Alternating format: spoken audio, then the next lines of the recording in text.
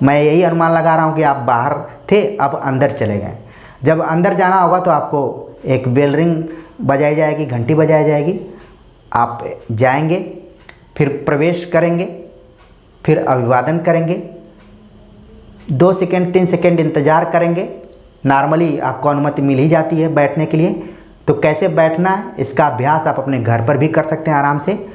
और बोर्ड को कैसे आप बना सकते हैं, 3-4 वहाँ पर रख लीजिए, ईंट पत्थर रख लीजिए, एक टेबल पे बैठ जाइए। मान लीजिए कि आएंगे, जैसे मैं आप लोगों को पढ़ा रहा हूँ, मैं भी 2-4 यहाँ पर टेडी बियर इत्यादि रखा रहता हूँ, लगता है कि आप ही लोग हैं।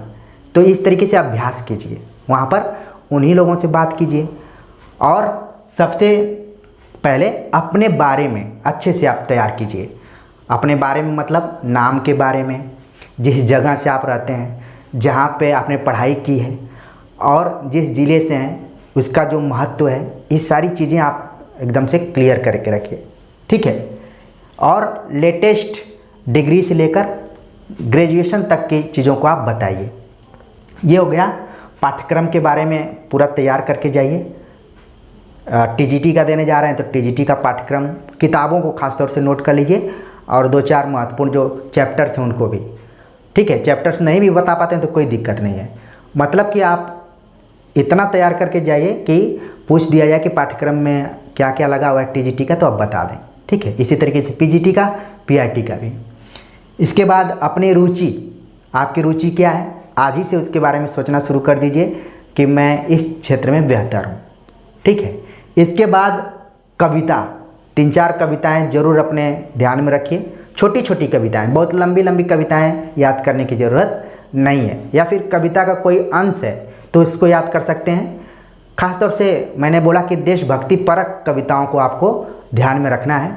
तो माखनलाल चतुर्वेदी की कोई कविता हो, मैथिली शरण गुप्त की कविता हो, रामधारी सिंह दिनकर की कविता हो, काफ़ी लोगों की जुबान पे रहती है, तो इसको अपने दिमाग में रखिए। ऐसी कविता हो जो कि लोगों को प्रेरित करे।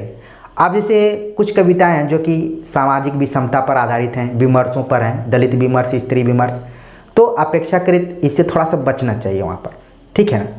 चाहे तो आप सुना सकते हैं, लेकिन अगर आप देशभक्ति परक कविता सुनाएंगे तो आपके लिए फ़ायदा होगा, ठीक।